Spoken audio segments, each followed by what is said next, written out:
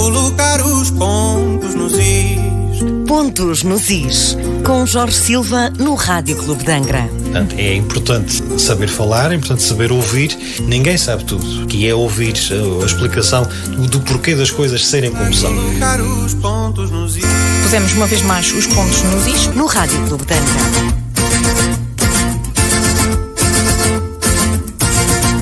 Bom dia, Jorge. Bem-vindo ao Pontos nos Is. Bom dia, cá estamos. Tu hoje entraste aqui à pressão, eu diria mesmo que foi por um triz. Foi por um triz que eu cheguei a horas, é mesmo? Exatamente. Quer dizer, já não cheguei bem a horas, mas ainda cheguei. Foi por um triz. Foi por um triz. E porquê? E era mesmo, há coincidências felizes, que era essa a proposta que eu tinha para hoje. E cheguei por um triz. Aliás, a rubrica Pontos nos Is hoje esteve por um fio. Esteve por um fio. Exatamente. Eu acho que toda a gente entende o que é estar por um fio, o que é isto de escapar por um triz. Agora, o que é um triz? A pergunta do quem quer ser milionário é esta: o que é um triz? Eu escapei por um triz. E qual é a resposta? Pois é, não sendo inteiramente pacífica, não é daquelas coisas em que a explicação apareça de imediato, mas fiquei convencido por aquilo que encontrei, porque a palavra triz significa quase nada, não é? Por um triz, por quase. Escapei por algo, por um cabelo, lá está. Daí a semelhança do cabelo e por um fio, mas já vamos chegar aos cabelos e aos fios. A tese que me parece mais plausível é que a origem desta palavra vamos encontrá-la no grego, trix, que significa fio de cabelo. Okay. Ora, strix significa fio de cabelo, então triz. Está explicada a semelhança. Não é? Triz é corruptela, o aportuguesamento, se quisermos, mas também se explica a semelhança das expressões por um triz e por um fio, por o fio de cabelo. Porque se trix significa fio de cabelo, então por um triz é a mesma coisa que por um fio. Muito bem. É essa a explicação do filólogo português José Pedro Machado, um estudioso da língua portuguesa que tem muita obra publicada sobre este tipo de coisas. José Pedro Machado defende de facto esta origem grega de trix como sinónimo de fio de cabelo, para dizermos que foi por um triz, ou seja, foi por um fio. No Brasil também há quem estuda estas coisas do português. Aliás, é curioso, permita-se o à parte aqui, porque é muito mais fácil encontrarmos estudos sobre a língua portuguesa no Brasil do que em Portugal. E por alguma razão? Eles são 200 milhões, nós somos 10. Pois, está bem, está justificado. É uma justificação aceita. É um bocado por aí. Quando eu digo mais fácil, também os há em Portugal, como é evidente. Mas numa pesquisa feita na internet, é muito frequente encontrarmos os resultados em português do Brasil a sobrepor-se aos resultados em português de Portugal. Portanto, o Brasil são muitíssimos milhões de habitantes. A base de recrutamento, vamos dizer assim, é muito maior do que em Portugal, o que ajuda a explicar. Mas no Brasil há um estudioso de quem eu tenho beneficiado muito do trabalho deste senhor, chamado Luís da Câmara Cascudo. Também reforça. Tem um nome sugestivo. Tem um nome sugestivo, tem. Mas além de reforçar a tese de José Pedro Machado, que estaria a origem da palavra grega trix, faz referência também, de acordo com Luís da Câmara Cascudo, a uma situação contada pelo escritor e político romano Cícero. Então conta Cícero que um certo Damocles, depois de louvar com admiração o poder e a vida luxuosa de Dionísio de Siracusa, ouviu de Dionísio uma proposta que ele não estava à espera. Dionísio propôs a Damocles que trocassem de lugar. Ou seja, o poder e a vida luxuosa de Dionísio passariam a pertencer a Damocles. Mas juntamente veio também um detalhe perturbador e que também dá uma expressão da nossa língua. É que à mesa do banquete uma pesada espada estava sempre pendurada sobre a cabeça de Damocles. A famosa espada de Damocles. Pendurada, presa por um fio de crina de cavalo. Portanto, moral da história. O que é que Dionísio de Siracusa pretendeu ensinar a Damocles com isto? O poder é muito perigoso. Aliás, está muito em voga dizer-se hoje em dia que o poder corrompe, não é? Pois. O poder é perigoso. Depois desta lição de vida, Damocles desistiu desta vida luxuosa e de todo o poder que lhe tinha sido oferecido, porque não foi capaz de viver com esta pressão de estar sempre por um triz, ou seja, por um fio. E é assim que se explica também a expressão a espada de Damocles, que nós usamos querendo dizer que alguma coisa está a acontecer, ou que alguém está num determinado sítio, mas sente a presença da espada de Damocles sobre a sua cabeça.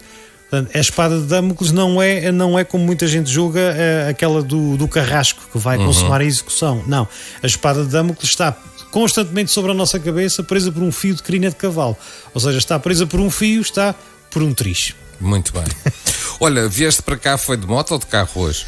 Hoje vim de carro. Vieste de carro e a suspensão do carro? Hoje vim de carro. Aguentou-se bem. Aguentou-se bem. A suspensão, mas o carro não está suspenso.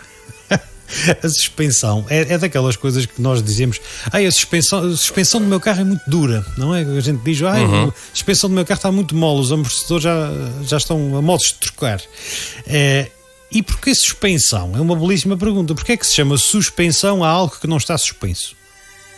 Porquê? Pois é. Os primeiros automóveis não eram mais do que carroças que, em vez de cavalos, tinham um motor adaptado. Esta é a realidade da história do automóvel. E agora é curioso verificar que a potência de um motor se mede em cavalos. Portanto, os motores substituíram os cavalos. Sim. E há uma grandeza e há uma regra que explica o que é um cavalo de motor, mas essa não é para aqui chamada hoje. O que interessa aqui hoje é que a palavra suspensão vem do tempo das carroças e remete para uma técnica que, se não estou em erro, ainda podemos apreciar numa carroça que está aqui no nosso museu, uma delas, uma técnica de construção que consistia em fazer o quê? A carroça tinha a estrutura base, o chassi, que aquilo que nós já se chamava chassi, depois passou para os automóveis a mesma palavra, tinha a estrutura de base. E, em vez de pegarmos naquilo que é a carroçaria, reparem como a palavra vem de carroça, a carroçaria do automóvel, está ali bem à vista a origem do automóvel enquanto carroça. Então, a parte onde os passageiros se sentavam, fosse aberta ou fechada, mas neste caso mais na fechada, porque isto era uma técnica para aqueles mais luxuosos, em vez de pegar naquela parte da carroça onde os passageiros se sentavam e prendê-la à estrutura da carroça, o que ficava muito duro, o que é que se inventou? Essa parte ficava suspensa em tiras de cabedal, essas sim que atravessavam à leia de um estrado dos colchões de hoje em dia. Portanto, imagine-se um estrado, mas feito com tiras de cabedal, em vez de serem ripas de madeira. E fica-se com uma ideia do que é que eu estou a tentar explicar. Portanto, a carroça tinha esta estrutura base e então estendiam-se tiras de cabedal ao longo do comprimento, e era a essas tiras de cabedal que se fixava a carroçaria, ou seja, a parte onde os passageiros iam sentados. Que estavam suspensos. Ou seja, os passageiros iam suspensos pelas tiras de cabedal. Eles não iam presos à estrutura da carroça, estavam suspensos pela própria estrutura de tiras de cabedal. O resultado, a viagem era muito mais confortável, mas também era muito mais mexida, mais bamboleante. Portanto, as tiras de cabedal não tinham propriamente forma não havia forma de as segurar quietas. E é aí que depois mais tarde entrou o amortecedor, porque se os carros só tivessem molas, era exatamente o mesmo efeito das tiras de cabedal, andávamos sempre para baixo e para cima. O trabalho do amortecedor é amortecer a viagem da mola. Muito bem. Lá está, e impede também o bambolear dos automóveis. Sim, senhor. Tu sabes que hoje tu costumas entrar sempre muito bem disposto e estás sempre bem disposto e com um ar feliz, mas eu hoje assustei-me quando te vi. E assustei-me por uma razão muito simples, é que tu estavas branco e eu era capaz de jurar que levaste o aperto que a Luzia levou na horta. Não levei. Não levaste? Não levei. Esta veio da semana passada. Falámos aqui em off. O nosso Luís Rafael, amigos ouvintes, o nosso Luís Rafael, semana passada lançou-me este desafio. Porque tinha ouvido a expressão, como é que foi, Luís? Conta lá. Sabes que é uma expressão que a minha mãe usa muito, que é ele levou o aperto que a Luísa levou na horta. Ou então, eu ouvi, há uma senhora que vai sempre ajudar os meus pais à quinta-feira, e ao almoço ela utilizou essa expressão na semana passada da Luísa, ela chama-se Luísa, e a expressão foi o aperto que a Luzia levou na horta. Eu disse, epá, deixa-me perguntar isto aqui ao senhor dos pontos nos is do Rádio Clube da Angra. Que nunca tinha ouvido semelhante coisa. Nunca tinha ouvido. E mandaste-me um vídeo muito engraçado. As coisas, o resultado das pesquisas, tropecei com aquele e não resisti. Disse: não, vou mandar esta já ao Luís porque ele vai adorar ver esta. Sim, estava brutal. Delirante. Encontrei no Brasil a expressão como aquilo que a Luzia encontrou na horta. Aquilo que a Luzia encontrou na horta. Não o aperto, mas eu depois percebi que era isto do aperto. Porque o aperto, quem é a Luzia, o que é que ela estava a fazer à horta e que aperto foi este que a Luzia levou na horta. Está aqui uma coisa um pouco maliciosa por trás. Pois eu calculo. Pois, porque o aperto que a Luzia levou na horta é o aperto que o namorado lhe deu. Muito bem. Portanto, os encontros assim à socapa, os encontros disfarçados entre os namorados antigamente, que as coisas às claras eram escandalosas, não é? Mas às escuras ninguém via.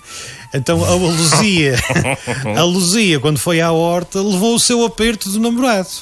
E agora entendam o aperto da forma como quiserem. Estendam a interpretação de acordo com a poluição da vossa mente. O aperto que a Luzia levou na horta. Excelente frase para usar aqui. E então temos aí a expressão. Aquele levou o aperto que a Luzia levou na horta. No sentido que a Luzia, quando veio da horta, vinha um bocado maltratada, vinha cambaleante. Vinha apertada. Vinha apertada. Portanto, e daí o aperto que a Luzia levou na horta. Portanto, a próxima vez que a tua mãe disser isto, diz: oh mãe, a Luzia foi à horta e pronto, coitada. Saiu apertada. Sim, senhor. O que é que temos mais então para hoje? Temos as despedidas, com a promessa de voltar de hoje a 8 dias. Já com a Odília? Há alguns pontos nos is. A Odília já estará de volta? Sim, ela retoma as emissões aqui do Rádio Clube da Angra na próxima segunda-feira, para podermos também descansar. Então pronto, porque eu tinha uma encomenda da Odília que tinha ficado aqui em suspenso à espera dela, porque ela estava muito curiosa para saber se o vigário da freguesia, portanto o seu padre, não é? Se havia alguma semelhança entre o vigário e o vigarista. Muito bem. Fica o suspense para a semana. Suspense ou suspense? Não, nós ficamos em suspense, os franceses ficam em suspense. Em suspense. Alors. Muito bem. Sim, senhor. Muito obrigado. Até para a semana, Jorge. E muito obrigado. Foram os pontos nos is aqui no Rádio Clube da Angra, como habitual, com o Jorge Silva. Hoje é o dia certo para avançar, para colocar os pontos nos is. Pontos nos is, com Jorge Silva no Rádio Clube de Angra. É importante saber falar, é importante saber ouvir. Ninguém sabe tudo, que é ouvir a explicação do porquê das coisas serem como são. Colocar os pontos nos is. Pusemos uma vez mais os pontos nos is No Rádio Clube de Angra.